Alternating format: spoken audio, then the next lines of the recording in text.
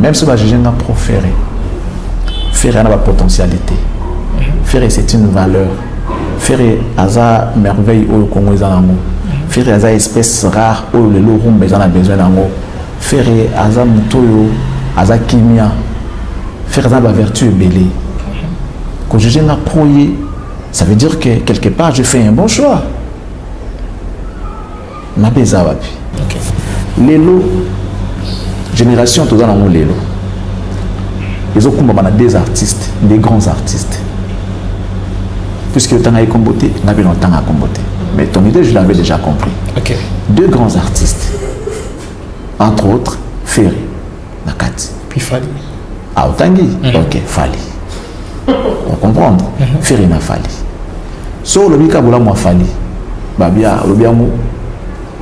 Au détriment de Ferré. Sur le Bika Boula moi Ferré. Ah, le Biamo au détriment de Fali. Si vous avez tout ça, vous avez tout le solo pour la bateau. Tout le solo. Exemple, on peut se mettre dans la musique Tokos B. Celui Tokos, je sais pas. Tokos Gold. Contrôle, je sais pas, album, ouais, un rumba. Il y a album, contrôle. Il y a un rumba. Je crois que vous avez. T'es pas vrai avant. Contrôle, c'était Tokos. Contrôle. Voilà. Mon album, on a passé un tas naïbi. Ok. Mais ça n'a pas une version originale, je l'ai. Mais ça le succès. Danger, mais où tu vois? On se comprend. Toi, il y a une marabona qui s'est accompagnée qui sont en français ou non, balandi moutouté. C'est que balandi de mon colonzembo. Ok. Yo te yo zaka interprète. Et ben il y a une zembo. Oh, bah ouais la moutounzembo, basali na do basa. Moi ne ko ba te kan zembo lo ndé. Ngana ya te ya na omi ya banzembo. Na we banzembo na na chala da maquette na studio. Babeti ba guitare, babeti ba bloc on surtout après na ko pesa yo. Yo ko te voix na yo. Parce qu'il y a tout ce bien en français. Qui a dit que c'est bon? C'est pour ça que nous va combien de pays en français. Même en anglais, combien de pays on a lobby. Il y a des mots que les gens utilisent. On va dire mon abonnement lélo. De toi et moi, tu sais qu'il y a encore un niveau on a été. Ok. Toi et moi, il y a un niveau où on a été. Phrase ou un tout paragraphe, on sait. Toi et moi, on sait que c'est pas lui. Et c'est pas lui. Oh, Nabi Marambouya. En tout cas, faut pas accès sur la monotonie, donc ça fait des trous. Vous comprenez, ça fait des trous. Voilà. Animateur.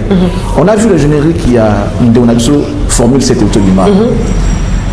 Avant que tout le monde ait la monotonie, pour la ligne, mais oui, un petit musique, copia mototé azongi sango pour la sama que non azam kolo monotonie avant toloba on avait compris avant yemba bomo mais oh bloquer ce qui est sous ça du coup moi vivant ne vous en faites pas nazara na moko azam mototé so kiango parce que boka da cri on a même senté wana Mabiache, fallait pour payer. Musique yango yango la betika les bandeli. Et c'est parce que yemba ngo déjà kala. Or, les mal les animes. Bazo aider été. Ok. Bon, en fait, la spécifié en Moboli Misanga. Parce que c'est là où il y a vraiment ma camovandi. Voilà. Bazo aider artiste été. Moi, à sa place, je vais virer tous ces gens-là. Bah, genre, son entourage? Oui, orchestre, on est accompagnement. Ok. Il a fallu. C'est un bon, mais il n'est pas créateur. Ok. Parce qu'il y a une monotonie. C'est un terme qui a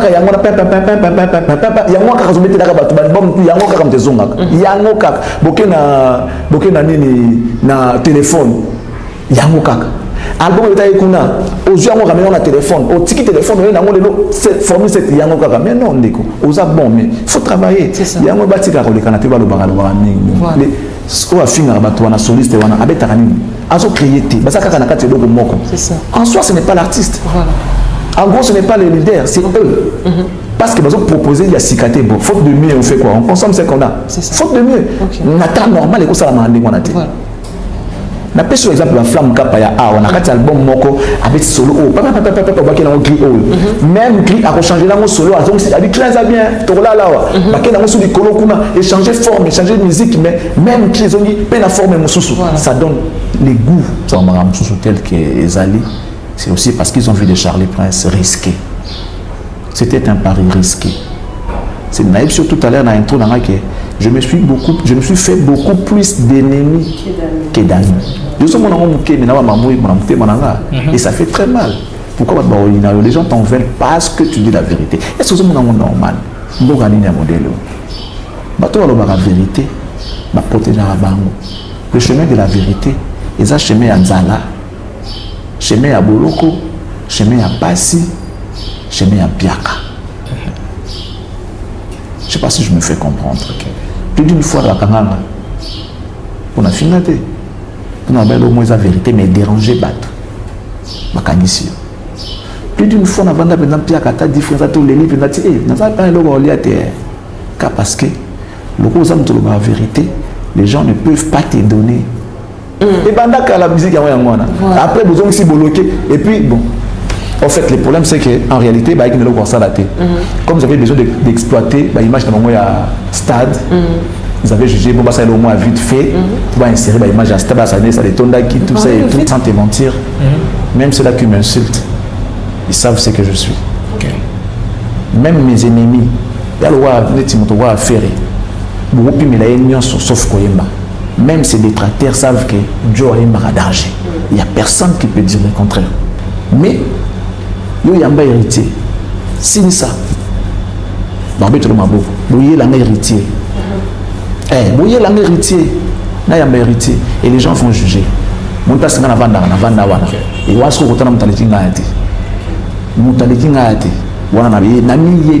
plus d'une fois, tu as mis Bangwa. Charlie Prince. Il est plus professionnel qu'il. Parce qu'il va la clip, va fond bleu, va fond vert. Les gens ont emboîté les pas sans pour autant regarder derrière. Ils l'ont fait parce qu'avec ça paye. Et ça absorbe bien la carrière là-dessous. Mais autant l'intérêt n'a pas personnel.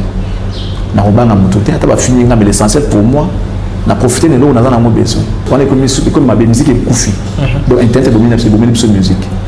Il y a des artistes de buzz, l'artiste à carrière, comme il y a des journalistes de buzz, les journalistes à carrière. Il y a la musique de buzz et la musique poétique à la anthologique. Bon, ça, la choix, bon, à côté.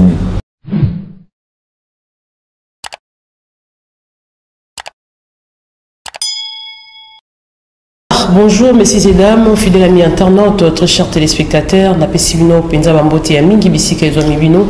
Nabi ki vous a vraiment ébélé à Kolanda Bisso, on s'est net moment na émission na bino visibilité des stars.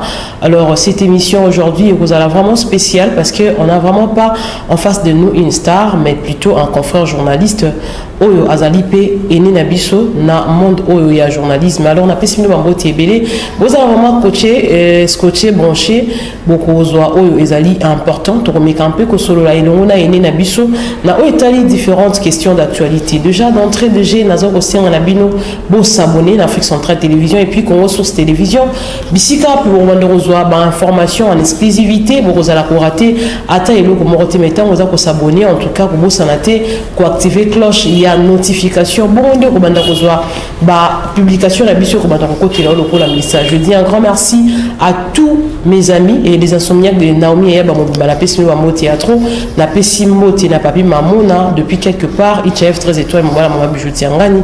Déjà pour vous annoncer, cette émission ne sera pas présentée que par moi-même, Naza accompagné na confrère Nara Kevin Mohamed, Webi tout ça la rana émission Oyo. Avant tout côté invité pour découvrir Naninde, Otormeka Roswane de l'eau, na Kopesa Maluba, na Kevin Mohamed, Tope Kopesa Mbote, à se présenter Bobo Kakomonae et Bongo Torokota, na Oeza important. Kevin Mohamed, bonjour. Bonjour Nomi Yaba, bonjour Nabandeko, nous sommes Bisso. Déjà, c'est une émission de Salah à deux. Et déjà, Bandeko Bamessa déjà. Et tout ça, en cas de la visibilité des stars, émission de Yamba Bandeko Ebele, surtout que tu es même artiste, musicien. Et puis Bandeko Ebele, Bassara Msana, Bamala, Moulé, tu Yamba Awa. Et nous, tu peux souligner, tu Yamba Lelo, mon quoi, Baïné Nabisso, ou à Salah Msala, Malam surtout. Et tu remets Pena, que sur la Masolu, Belé, Lonaye, tu as pensé, le coup là, tu as mis ça, Liboso Nabisso, tu as la Penza Badoski. Nous sommes la mesa pour que tout le monde puisse échanger et plutôt tu as pensé à la mort c'est ça, c'est un peu ça. Donc nous avons seulement malobamouké déjà tout dans Charlie Prince mais nous honoré plus parce que vous allez maman na biso moi si na biso na 4e émission mibal bazali bali moi ça zali moko yondo bana mituna penza pour que tout progresser l'émission. Voilà, merci, comprenez, ton kabula micro, car on zalara pour te permettre à Bino quand même besoin de temps, Yaroyo, Kabiso, ni Yamonde Toeli. Alors, Kevin Mohamed déjà a annoncé, les autres affaires, il y a Charlie Prince, Oazali, journaliste pas comme les autres, mais journaliste de formation, et Béli va bien arriver honorable.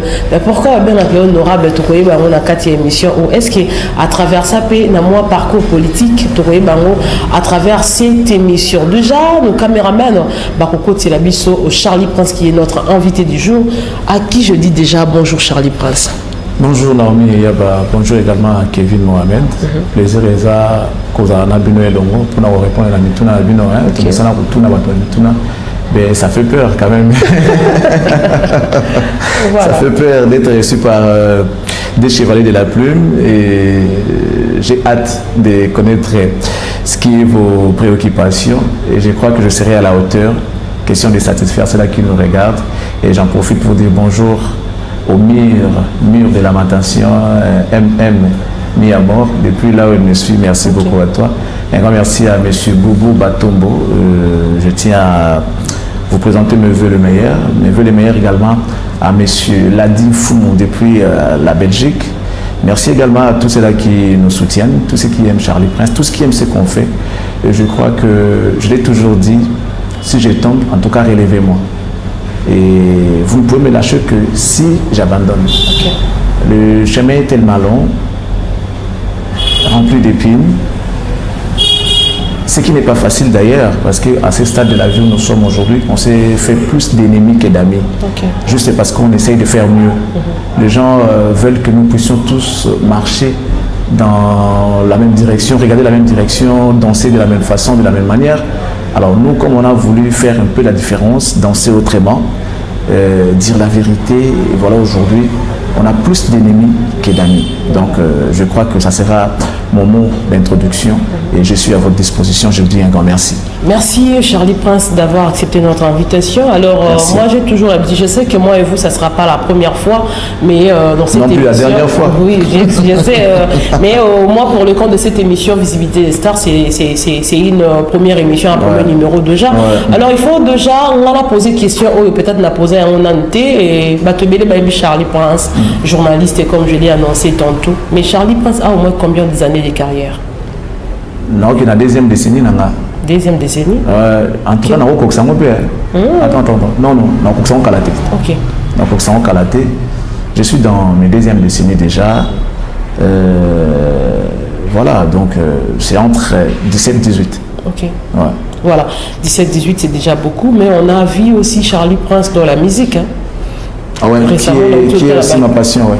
Passion. On a une musique qui a engagement, une musique qui a profession. Okay. Il y a une passion. C'était déjà au départ, comme mon ami Soazoko là, Martin Darson dans l'église. Et après, on a été encadré dans la chorale parce que les qui sont à moi dans la église, il faut en activité au Salara. Donc, on a qui choriste. Et notre dirigeant disait yo yemba bien so na zate jour wana en tout cas chorale ya la moine et puis des fois bazao que la nanga na ndako so yeti fois benga mais pourquoi il n'est pas venu tout ça et tout il faut y Ezaki, ce n'était pas chez nous, c'était chez ma tante. À l'époque, j'ai habité chez ma tante. Ezaki, Koussambe Nanzambe madame. Alors, le quoi d'abord qui était avec maman Moyangeli, je crois, elle est au mois de Ngwana. Alors, comme Mazaki n'a engagement à l'église, n'a pas activité dans le sala, le Seigneur est payé, il surtout dans la Pinacatia, le Sambo, dans la Kina chorale. Après, et à chaque fois, même entre nous, je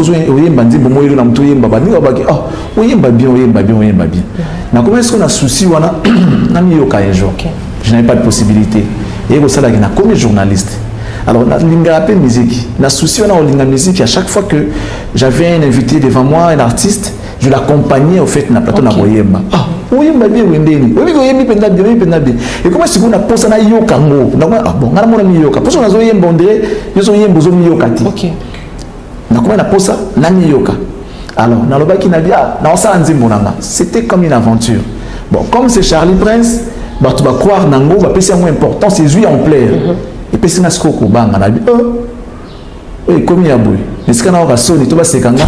Mais il faut ça l'effort, na ça l'ango bien. C'est comme ça que j'avais fait une chanson. Alors, la musique n'a pas besoin de la fouille mais la boutou. Moi, je m'étais dit que la boutou, on a un carrière cet été par rapport à la musique. Il y a une passion. Je peux ou ne pas gagner, mais j'aime bien le faire. J'avais regardé et je voyais en face de moi un monsieur que je voulais moi encourager personnellement. Dans des émissions, des fois, je parlais de lui.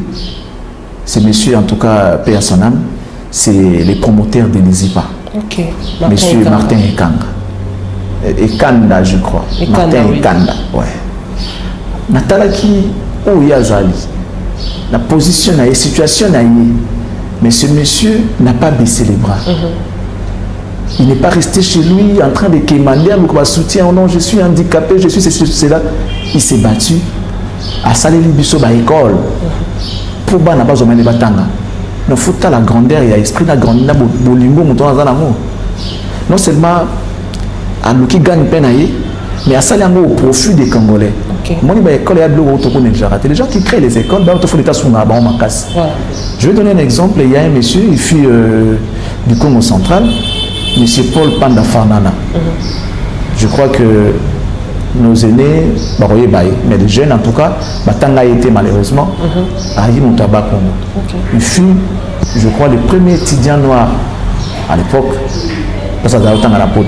c'était congolais. Ce monsieur est allé étudier à Zongamboka, Naïdé, Nibale. À ça la école, à ça la usine. École pour apprendre, usine pour exercer au batanga qui n'a qu'elle si ça la avec en pratique. L'autre a l'idée à Moutou et maintenant comprenant qu'il était malheureusement les gens ne l'ont pas pris avec beaucoup de considération juste à ce qu'il était mort. Histoire n'a pas élu moi, mais à ça modèle il faut bailler qu'on aille. Déjà pour moi je ça la école la usine, ça dit beaucoup. Yo on a cassé l'école la usine, mais ça dit beaucoup. Il y a toute une philosophie derrière son idée. Et pour moi c'est un modèle. Pour Nanga déjà, Nazoraye comme un modèle. Et puis je voulais à travers Makanisiwana, Nakumisa monsieur Martin Ekanda. Ceux qui n'ont pas dit que non, on a pas symbole de monsieur Martin Ekanda, les promoteurs des Zizipa et tout. Et ça a été le salon surtout. Mais la musique, au Bayo Kangana noté, n'a consacré à nous pas Moutoumona Yembaye pour la maison une sorte d'ascenseur, une sorte de gratitude pour tout témoigner vis-à-vis des Moutouana. Tout l'accès est Bolingo. Une très belle chanson, Martin Ekanda. Le titre c'était Cœur d'amour. On a eu bien ça clip. Clip en soutien au lélo, j'avais musé vraiment avec mon argent pour que ça va bien. Sans producteur, et puis j'étais content. Pour moi, c'était bon. Et puis voilà, ici. Mais la musique, dans le playback, ils sont organisés. Ça la playback, ça la production dans la soirée. Je fais les playbacks et les gens étaient vraiment émus. C'est pas normal. Tout organisé, les jours ferrés entendu cela, faire le banana, oui, faire le banana. Oh, Charlie Prince, oh, on a dit. Donc, oui, dans ça, la rappelle, j'aime sa façon de chanter, j'aime ce qu'il fait, c'est un modèle pour moi aussi. Ouais. Donc, ici, la plus bon. Mais il faut faire attention. Et c'est dans la carrière. Parce que les artistes, tu vois, ils sont jaloux. Les musiciens, tu vois, artiste, comprendre. Que nous domaine réussi déjà au côté dans le domaine on dirait moi bien beaucoup ne l'ont pas pris bien tout ça et tout et moi fais-toi émission toi-même tu es déjà artiste alors j'avais le choix entre carrière na passion. On préférait la carrière et puis ça me va bien, je suis à l'aise. Voilà, en tout cas, j'étais vraiment curieuse de savoir ça parce que la bande de l'internet n'a pas Charlie Prince. Il fut musicien. Et tout ça récemment, il y a 60 ans. On a Virginie Manganga et prochainement, ceux qui appellent sur le téléphone. C'est qu'il y a une différence. Il faut effort. Il bien dans la live que dans la studio. Parmi Bissoana, peut-être qu'il y a dans la studio, mes amis et mes confrères, nulle part. Mais il y a ça veut dire que la machine est d'accord. Juste à 100%, non. il y a eu des problèmes pour tout l'émission. Mais sur le bas là, il dit là. Mais machine comme ça, là. Attiré. Voilà. Ça veut dire que studio, c'est un danger. Féliciter et plus la facilité. Mais oui, ma casse, ma casse dans les live. Les tout vendus, on peut juste la photo de beaucoup de nos artistes ne sont pas à mesure. Il y a aussi la bureau, on est entre le baraquet. Bon, ça là, il faut parce que studio, tout le monde peut chanter, je te jure. Tout le monde, sauf personne, peut chanter. Tout le monde. Les nouvelles scouts à l'IMB. Voilà. Voilà. On continue avec cette émission. En tout cas, je crois que je vais donner le micro à Kevin Mohamed pour la question d'actualité et on va faire comme ça. Kevin Mohamed. Voilà, bonjour Charlie Prince. Déjà, bon, toutefois, on appelle Naomi Kyrie, surtout qu'il a découvert déjà une chanson au Salaki Akito Makasi. Et Charlie Prince, Koyemba, et surtout qu'il voit Pia Akito. Et Nakamari Mingi. Mais sauf que sur une abinaz à la penza, moi direct aux ala.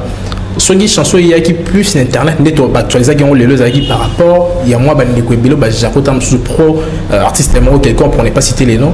Mais quand on a bandé, on a des vidéos, qui signifier clairement que non, Charlie Prince a bandé la musique, il y a une musique qui a monté à ticket rapidement, et puis j'étais le rôle pour une fois, c'est très tard, quand même, parce que on a dit que ça, moto ça, ou bien on est acquis, moi, ma propos, mais déjà, Charlie Prince, les lois au commun a déjà l'affirmation et déplique Pomba, qui est un musicien. Que non, na kati ya musique moi qui c'est est-ce que l'autre est parce que Charlie Prince a lobby à ça qui choix entre carrière la passion ne animé côté la carrière journalistique et puis à l'ongwa qui na ozaki le la passion les acquis musique est-ce que na kati ya passion musicale wana les acquis na ba proposition de tia ba fétiche et tout comme ça pour que ça la succès là déjà au pessiment lokolo et pour comme na niveau biso tozala il faut ou comme na point où to simba ou to kota na est-ce que ba proposition moi bon ezalaki. Non, déjà je n'avais pas une structure organisée par rapport à la musique, c'est très difficile comme à la niveau on a sur une structure organisée ba membre ba nani ba la proposition wana. OK. Toi tu vas OK contacter mon monde to betelo to linga ça la succès. Ngai qui comme à succès. Moi je voulais d'abord au départ nami yoka. Pour moi ça c'était suffisant pour nami yoka nanu kaka. Voilà, pour moi c'était déjà suffisant. Na sala qui pour l'anglais déjà Paris Moro déjà réussi et gagné déjà. Et dire que je vais revenir un peu en arrière par rapport à ce que tu viens de dire, Bakbolobaka, Kendaki la musique et tout ça, et puis Simitazoni qu'on est fois tu non. En tout cas, Kevin, sans te mentir, même ceux-là qui m'insultent, ils savent ce que je suis. Même mes ennemis, il y a le roi Netimotowa à Ferré, sauf Koyemba. Même ces détracteurs savent que Joe Koyemba a danger. Il n'y a personne qui peut dire le contraire. C'est pareil avec moi, par rapport à mon travail. Aller jusqu'à dire que je suis comme une fois, je suis désolé, mon temps pour le babou m'a dit. Bon, au final, oui, certes, parce que c'est permis. Vous voyez, les bandits, tout ça, mais dire que, non, les gens avertis, moi j'ai commencé ma carrière en 2000, je sais pas, 2002, on m'a lancé en 2004. J'ai commencé la télé, j'ai commencé à la radio, donc les médias, je l'ai commencé en 2002, j'étais en coulisses, tout ça et tout. On m'a lancé à la télé en 2004. Donc, la musique, en 2014, 10 ans après. Dans 10 ans, j'étais déjà mon tour, à Charlie Prince. Même en termes, il y a Kobo Tabou, 6 ans, à qui première. Donc moi, j'avais déjà 10 ans. Donc, déjà, la 6e primaire, on a qui donc, déjà mon dame. Et puis, mon sang est déjà remarquable. Voilà, donc, non, la banda na banda na carrière na ngeza musana nga yango. Na banda awa et puis na zawana. Passion, ils étaient au non ça la mon programme, non ça on peut l'appeler précédent. Les jours na banda mais tout il y a 2 ans. 60 ans de l'indépendance. La salle en 2014, dans 2020, to yimbi lors de nos 60 ans. Cette fois tout ça on a bandeko. Bandeko to yimbi. Nga elo on a boya na bina ngeza ka échec. Non, on a encore échec. Na sala effort. Attends le logo on est il a pas rolata. On doit voir ils ont danger mais il a pas bien. Na sala effort voilà. Émission na yo na tala kiango ça va hein. Plateau na yo ça va au moins ngara sala ka effort na zala wana. Na linga échec na vilanga. Nalingaka échec parce que mon père, c'était quelqu'un, pour moi, il n'était pas gentil, mais il nous a quand même aidés. Papa n'a pas nos félicitations, il faut y soyer. Mais par contre, il félicite les autres. Okay. Nous, c'était difficile. Mais une fois, mon père m'a dit, tu sais que tu n'es pas intelligent. N'allez là. Je ne suis pas intelligent, tu peux savoir 67%, dans sa intelligenté. Et j'ai pleuré ces jours-là. Et un jour, il m'a dit, non, mais comment veux-tu que je te dise que tu es intelligent alors que tu avais mis les bossons dans Azali? Pour moi, c'est lui l'intelligent, pas toi. Où est le bulletin? Vous avez dit 4e. Pourquoi il faut la 4e? Où est le premier? On a Zanani. Il y a ça la révolte nanga et banawala. Donc, nga penza baninga batala. Nga lelo na chronique musicale na salaka effort dans un échec quitté. Oui, bah mon succès tout à l'heure retourner na succès na rozonga na likamba succès. OK. Ba somba rango ba luka yango. Mais mon sala malamu foza na kati na yo o luka mote. Ba paleki na succès ba ebele. Baleki na bala, baleki na biloko tout baza ebele. En tout cas ngana apna mutasuka na lelo côté. Ça c'est moi. Côté wana na forcer te konza mbe mtape saka et puis ngam tabi nga zwaka oya yi. Nga na sala ka ba makambo susuté au sala ki na zwa bomengo to na zwa succès to na zwa non na sala ka musala. Ce qui est boti mwana ba succès oh je me contente de ça et puis je suis à l'aise et heureux. Mais yo yamba héritier. Signe ça. Barbé le mabo. Boyé la héritier. Boyé la héritier. Na yamba héritier et les gens vont juger. Mon tas na vanda wana. Et wa so kotana mutaleki ngati. Mutaleki ngati. Wana na bi na mi yebi. Plus d'une fois tu yambi yambi bangwa. Aleki leki ya suka pas Charlie Prince. Au monde il est plus professionnel que bakomango. Seul mes détracteurs ba komisangate pour ba yebi que soto komisi et ça la mandenge mo bobo. Succès là le tout ces filles à monter. Non. Mon ami Kevin Mohamed, tu as un joli prénom. Tu as un prénom composé comme moi en fait. Charlie Prince, Kevin Mohamed. Ok. Voilà. Succès, ils ont compliqué. Succès en termes de ça. Il y a Olukapé et Zali. Et ça, on a connu une musicale. Moi, je viens te découvrir. Okay. Tu parles bien, tu es posé comme Naomi. Or, dans Internet, c'est ça, parce que succès, moi, danger, il y a les gars, mais ma casse, mais contenu. Après ça, il y a ma casse, mais qu'est-ce qu'il donne? Il y a le roi Solomabé. Et il y a Bana, il va te balayer à moté. Alors, il ne faut pas chercher à Rosa Solomabé. Vous avez parfum pour être dans Solomacacité. Mais au moins, ce moutaillot qui a dit, ah, donc sur la parfum, mais parfois, moi, tu vois, Andemi, il y a un mot déjà. Mais après, c'est la plus critique. Ah, selon on a CP Namoté, mais ça sur la parfum. Qui a eu qu'à se faire, ah, bon, qui sont non. On est là, c'est à Madi.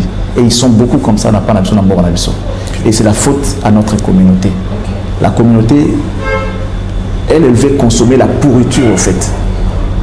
De l'eau, on a un succès, on a un sakanini, rendu, contenu, et zanini. On a un absolument. Ça, c'est pour chuter la question. Il y a un ici pour deux raisons. Il y a une structure, et puis vision, il y a la succès, pour notre producteur, il y a un concert, il y a un album. Beat, il y a Nami Yoka. Les jours où j'ai chanté Nami Yoki, c'était suffisant pour moi. Et c'est là qui déjà. Nakamwaki. Nabi, c'est que les gens disent, ils appellent ça solo. Le jour où il y a Yembi, vous voyez, là, c'est une révélation. Avant, Ibrator, Ibrator, na disque est Fabregas. Ayemba na disque, Ayemba na Nzembo, voilà. Ouais. C'était parmi les Banek orientés. Ayemba na Ewana. Ayemba ce qui. Napekanda zala rose, na zala papillon. Na refine na filaka sucre na iwe. J'ai dit que faut blaiser beaucoup. Na tambola na makolo na ngai. Elmo abongo yemba na disque. Ibrator. Toi qui n'a pas souffert continuer à moi mais bon après la baïque n'a pas par moi non c'est pas toi non après voilà des cas non bon. Voilà, Charlie Prince, je crois, on a posé une dernière question et puis non, ça ne me croit pas. Non. Dernière question Bon, pas une dernière question de l'émission, mais déjà, l'émission est déjà ok. Charlie Prince, déjà, bon, il faut un journaliste, il faut signifier, parce qu'il ça l'a bien, la bandit là, il fallait plus, ça merci. Si toi tu le dis, j'ai dit merci. Ben déjà, Charlie Prince, vous honneur aujourd'hui, il y a que non, bandeko. Tout bandeko balandara biso ko la internet, tout bandeko balandara biso ko la téléspectateur parce que ça n'a pas seulement plutôt des émissions na internet, mais les rapports na télévision et tant de week. Tant bandeko bazaro ko la proférer. Parce que ça la chronique musicale où il faut au salon ko bandeko nyo se base à la servi et na même pied d'égalité. Mais tant bandeko mo ba tcha ko kana ko mo bo jeu ko la proférer. Des fois, au fond du mot, il dérange à et ça, non. Déjà, je veux dire que je ne suis pas responsable de leurs pensées. C'est à eux de penser ce qu'ils veulent. Là, et ça, on n'a pas cité. Même si on juge un proféré, faire une potentialité. Faire, c'est une valeur. Faire, c'est une merveille au Congo. Faire, c'est une espèce rare où les loups ont besoin d'amour. Faire, c'est un moutoyo. Aza kimia faire ça la vertu est belle quand je viens à proyer ça veut dire que quelque part je fais un bon choix na beza wapi na oyo kangai ba komisi ngai muto amoyibi moko boye muto alokuta moko boye na kanga makanai parce que balobaka dis-moi qui tu fréquentes je te dirai qui tu es. Si na kanga mina ferré par exemple na va pro ferré au fait pro ya ngopé ça n'est pas mutu ya mais est-ce que mabeza ferré c'est un artiste congolais il n'est pas rwandais il n'est pas ougandais il est rwandais. Pourquoi c'est pas ferré? Non mais je l'ai dit tout à l'heure ferré c'est une valeur. Je réponds à ta question comme telle. Ce n'est pas ce que je suis mais je réponds comme tel. Pourquoi ça te dérange si les gens te jugent pro ferré? J'ai dit non. Parce que seulement je ne suis pas le responsable de leurs pensées. Bien que c'est faux, penser na bango. Mais na kena optique wana et dérange à rangate. Faire azar congolais. Les alocaux là-bas tout na mutu. Pourquoi tu es pro Fayoul? Pourquoi tu es pro Fachi? Ce sont des Congolais. Ils ont une vision ya mutu. So na moni que nous avons partagé la même vision que na leader politique wana. Deux personnes ne peuvent pas marcher ensemble. C'est la Bible qui le dit et non Charlie Prince. Kevin, tu continues comme ça, tout plaisir, tu vas. Ça veut dire que tu vas te battre. Bon, ça n'a pas de mal que non. Net une église, net un mot. On reçoit une balle. Amen. On reçoit voyage. Amen. Soit le frère, bon, on a mon thème. Bah, il est pasteur. Tika Koyiba, l'église, ils en ont battu belleté. Aujourd'hui, on va faire des miracles. Les gens seront guéris. Guérison, on peut en soi, tout le monde a inventé. Kamaloba. Ça veut dire que Ngana Lingaka, tu vas juger Ngaïbongo, mais Nanazana dans les bons. Balba Benanga, Bakutanga Nangote. Proféré, Nandimika Ranengi Bokenango, bien que Zap et Zabongote, parce que récemment j'étais avec Céléo. C'est le Abimisi Single Nae. Combé. Tu sais, on a célébré ça ici, dans le plateau Yovan. C'est Léo, il n'est pas ferré. J'ai été récemment avec Bia Chante, il n'est pas ferré. Je venais d'être avec Héritier, il n'est pas ferré. Fabregas, je parle bien, au fait, les points mes animés. Lélo, génération, tout dans le Lélo. Ils ont des artistes, des grands artistes. Puisque le temps a comboté, on avait longtemps à comboter. Mais ton idée, je l'avais déjà compris. Deux grands artistes. Entre autres, Ferré, Nakati. Puis Fali. Ah, Otangi. Ok, Fali. On comprend. Ferré na Fali. So, le bika boula moi Fali. Babia, le biamou. Au détriment de Ferré. So, le bika boula moi Ferré. Ah, le biamou au détriment de Fali. Si vous avez tout ça, vous avez tout le monde qui a malade, vous avez solo pour na bato. Tout faut le solo. Révolution dans beaucoup de surtout les alaka. Et puis ceux qui sont alaka, victimes bazalaka kaka. Victimes bazalaka kaka. Ceux qui ont des victimes, na beza. Pour que nous allons bien, faut qu'on ait des victimes. Si nous comme ça un martyr, il n'y a pas de problème. Parce que je suis en voie comme un martyr. Il y a le koloba solo. Les loyaux. Ceux qui balent, qui n'ont pas courage, tel que Ezali, c'est aussi parce qu'ils ont vu de Charlie Prince risqué. C'était un pari risqué. C'est naïf sur tout à l'heure dans l'intro, je me suis fait beaucoup plus d'ennemis que d'amis. Et ça fait très mal. Pourquoi les gens t'en veulent parce que tu dis la vérité? Est-ce que c'est normal? La vérité, protéger le chemin de la vérité, c'est un chemin à Nzala, chemin à Boloko, chemin à Passi, chemin à Biaka. Je ne sais pas si je me fais comprendre. Plus d'une fois, la Kananga, on a fini.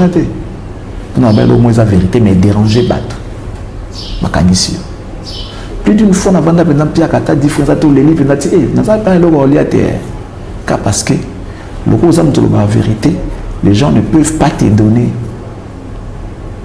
Tu vas demander à qui? Il y a un danger. Si la vérité, tu as danger. Tu es en danger. J'essaie de porter la lumière. Il y a un danger. Et ça, chemin où il y a une sonzala. Ce qu'il y a un moment où on peut faire une facilité. Et ça, chemin à passer. Il y a une facilité. Grand prêtre à danger. Jean Barena. Moi, je ne suis pas renard. Ouais, moi, je ne suis pas renard. Voilà. Merci beaucoup. Toujours continuer dans l'émission Abisso. Charlie Prince, vous avez assez parlé, vous avez défendu par rapport à la question, vous êtes proféré et tout, vous avez quand même défendu. Mais ça ne me dérange pas. Mais, ouais, ça me dérange pas. Et surtout que vous soutenez la bonne valeur. Voilà. Charlie Prince, Bisso, il faut déjà rappeler aux gens que le journaliste est basé à Barélé, où ils ont relié le public et le personne public, si je me fais comprendre. Alors, très souvent, tu as rappelé ma question, public, ils en ont besoin et bas. Alors, dans ma commentaire, tous ces derniers temps, les gens nous demandent de ne pas oublier de faire le bilan. Alors, vous êtes quelqu'un qui soutenait aussi Ferry, vous suivez aussi de près ce que fait Ferrigo là. Si on doit faire un bilan, établir un bilan par rapport, il y a production musicale, il y a vie musicale, il y a Ferrigo là, durant l'année 2022, quel sera le bilan? De manière générale ou bien spécifiée? Bon, moi je pense que ce qu'il faut aussi, c'est la musique et puis la production. Voilà. Ok. Mais visiblement, vous comme moi, on sait que cette année 2022, Ferry ne s'est pas beaucoup produit. Okay. Il avait des contrats.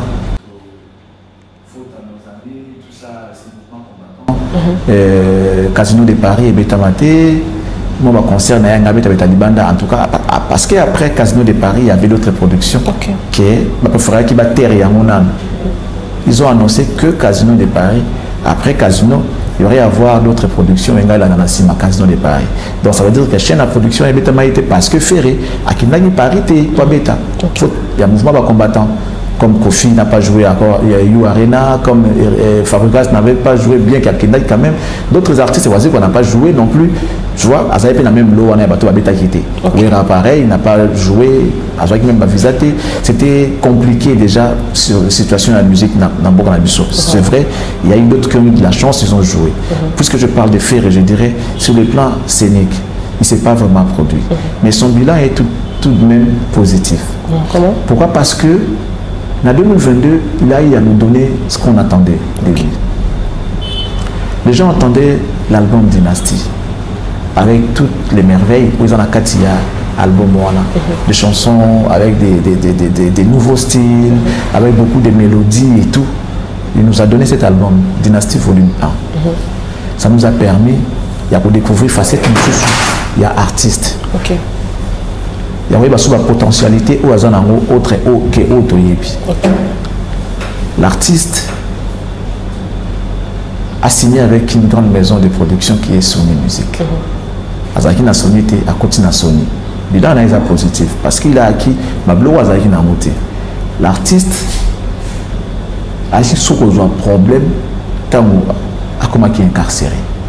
Ce qui a occasionné stationnement ou encore ralentissement, il y a mais en tout cas, par rapport aux années antérieures, en 2022, ça s'annonce bien pour l'artiste. Il a décroché quelques contrats comme applicables en 2023, mais à juillet en 2022.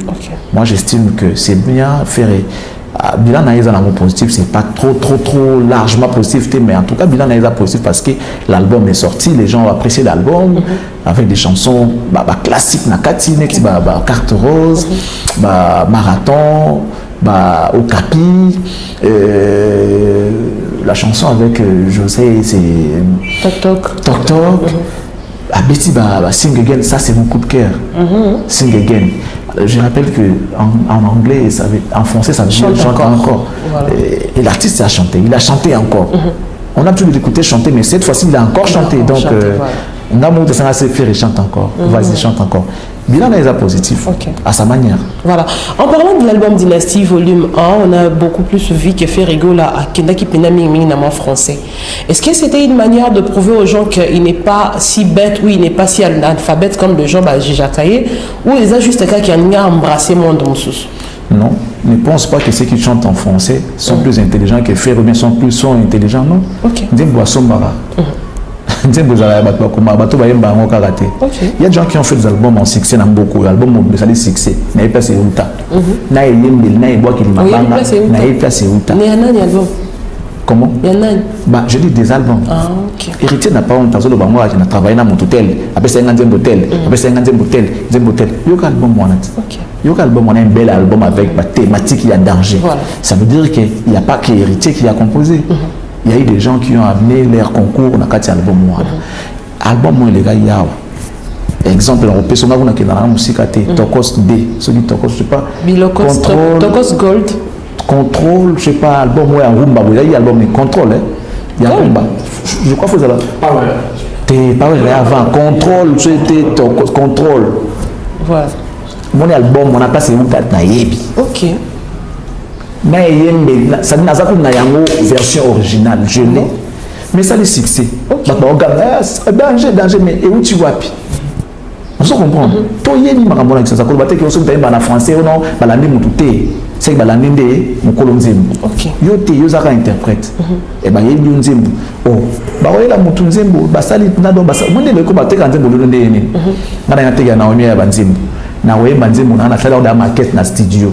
Ba beti ba guitare, ba beti ba bloko no surtout après na ko pesa yo. Yo du ko te voix na yo.